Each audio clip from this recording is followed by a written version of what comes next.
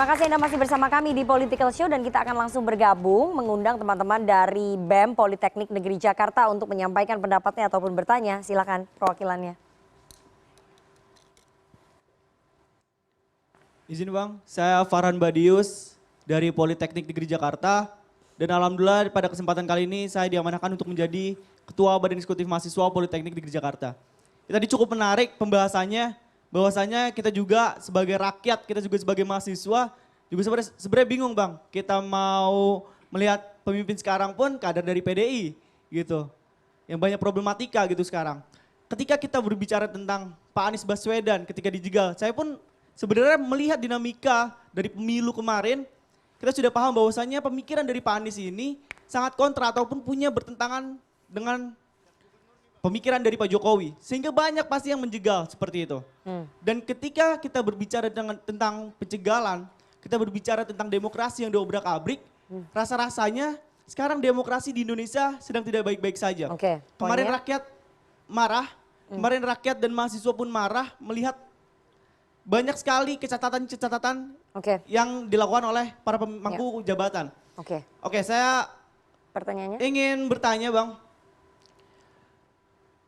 Kita bisa melihat bahwasanya demokrasi kita sangat cacat sekali. Dan bahwasanya partai politik yang seharusnya bisa menjaga nilai-nilai undang-undang Republik 1945 nyatanya bermasalah. Dan sekarang kita bisa melihat bahwasanya partai politik tidak bisa dipercaya. Dan partai politik sekarang sudah tunduk akan kekuasaan. Saya ingin bertanya bagaimana integritas dari partai politik itu sendiri untuk menjalani pemerintahan ke depan. Satu lagi.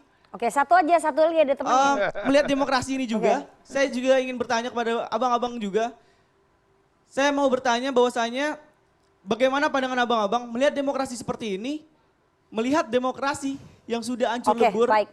Kita ingin sebentar. Waktunya udah habis nih, temennya nggak ada waktunya. Iya, kita ingin melihat saja. Baik. Satu lagi, silakan. Baik, terima kasih atas waktunya. Perkenalkan saya Bintang Rahman Hakim. Alhamdulillah pada kabinet sekarang saya diamanahkan menjadi Kepala Bidang Potensi dan Karya Mahasiswa. Di sini saya melihat bahwasanya kontestasi dari pemilu atau dari Pilkada 2024 ini banyak sekali skema-skema yang terlihat gitu di publik maupun di media massa. Yang salah satunya ini membuat saya menjadi penasaran gitu. Sebenarnya apa sih yang sedang terjadi di Indonesia ini? Dan saya juga mendapatkan pertanyaan-pertanyaan dari teman-teman juga, yang teman-teman mahasiswa saya, yang bahwasanya itu mau dibawa kemana sih Indonesia ini gitu dengan politik yang sekarang. Kita melihat juga banyak sekali praktek KKN, yaitu korupsi, kolusi dan nepotisme. Nah di sini menjadi suatu pertanyaan, kalau ini terus dilanjutkan sampai ke generasi selanjutnya, apakah ini akan menjadikan Indonesia emas atau Indonesia cemas pada tahun 2045? Terima kasih, sekian dari saya. Baik. Nggak spesifik soal Anies, tapi poinnya aja bahwa partai-partai ini sekarang tunduk pada kekuasaan. Bang Riza dulu. Ya sesungguhnya partai-partai itu kan punya kedaulatan masing-masing, ya punya kemandirian masing-masing. Buktinya partai-partai bisa beroposisi terhadap kekuasaan. Ya kan? Jadi Gerindra 10 tahun beroposisi. PDIP terhadap Pak SBY 10 tahun. Berarti kan tidak tunduk pada kekuasaan. Ya gantian lah gitu, kapan di dalam, kapan di luar, itu biasa. Ya ada partai nggak pernah mau di luar, ada juga gitu. Ikut terus. Tapi kalau Gerindra seperti PDIP siap di luar gitu kan. Itu juga biasa. Pilihan partai, kenapa mau di dalam, kenapa mau di luar. Jadi menurut saya inilah demokrasi kita. Yang paling penting mari kita perbaiki ke depan. Apa terkait pilkada, ayo kita perbaiki undang-undang pilkada, pilpres, pileg, lebih baik lagi, lebih demokrasi. Partai Gerindra sekali lagi, saya pimpinan pansus ketika itu justru yang memperjuangkan presiden threshold parlemen sampai 0%. Jadi kita berjuang, bukan cuma bicara di mimbar seperti ini. Silakan Bang Deddy, 1 menit. Iya, demokrasi itu kan rule of the games-nya harus jelas. Tanpa rule of the games yang dipegang oleh semua pihak, maka akan sulit terjadi demokrasi. Termasuk independensi partai politik. Yang kedua, institutional building, pembangunan kelembagaan. Kalau KPU-nya, Bawaslu-nya kayak kemarin ya susah. Kalau aparat hukum bisa bertindak untuk lawan-lawan politik kan parah. Kepala desa bisa dimobilisasi kan gawat gitu ya. Lalu yang ketiga apa? Ada publik yang tercerahkan. Tercerdaskan gitu, yang mampu memilah-milah informasi lalu mencari sumber-sumber informasi yang kredibel. Sepanjang tidak mau mencerahkan diri ya Republik kita ini kayak begini terus. Lalu partai politik di mana? Partai politik juga manusia, Pak. Anda boleh cek per hari ini siapa partai yang masih teguh berada di jalan itu. Silakan dinilai sendiri. Saya mau tambah sedikit mungkin. Kita juga harus jujur ke publik, bukan hanya Mulyono produk PDIP yang gagal di eksekutif. Tapi PDIP punya perwakilan di DPR juga gagal. Saya berharap konsolidasi koalisi Kim ini bisa kemudian mengevaluasi undang-undang MD3. Kami dari publik berharap jangan lagi memilih ketua DPR yang bakatnya hanya mematikan mic.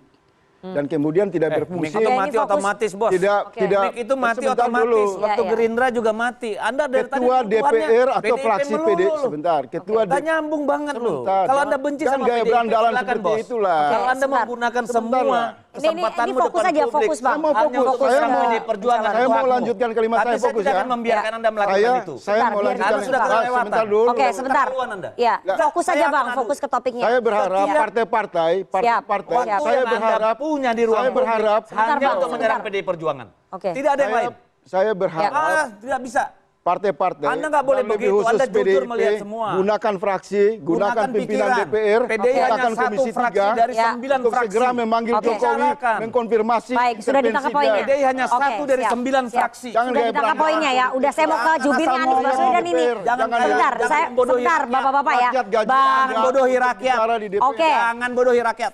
tolong di-stop dulu. Saya Bang closing statement Bang Andi. 30 detik aja. Iya, sebentar saya ingin tanya ini merupakan akhir dari karir politik Anies Baswedan atau bagaimana? Saya meyakini tidak. Oke. Anies Baswedan insya Allah akan tetap jadi spotlight publik. Dan insya Allah langkah-langkahnya akan lebih positif ke depan. Tapi yang paling penting saya ingin bikin closing statement. Kalau tadi terkait pertanyaan itu saya simpulkan aja. Jika Pak SBY sebagai presiden pada waktu itu melakukan cara-cara seperti ini, Pak Jokowi nggak jadi presiden. Mungkin Pak Prabowo Hatta sudah terpilih presiden pada waktu itu. Tapi Pak SBY memilih jalan yang berbeda.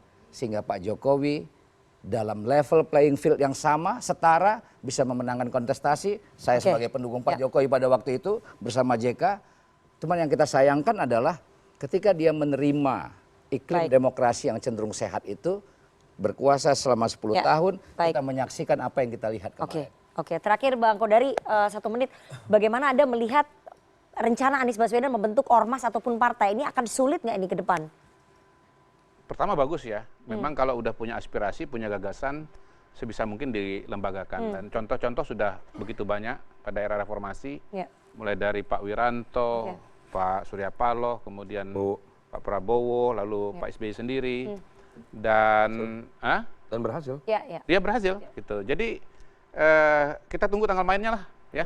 Bagaimana ide dan gagasan itu akan diwujudkan. Dan menurut saya, Mas Anies punya modal mungkin agak lebih baik dibandingkan dengan sebagian partai politik, gitu. Kenapa? Karena dia sudah pernah maju, dia punya popularitas, dan dia juga punya relawan.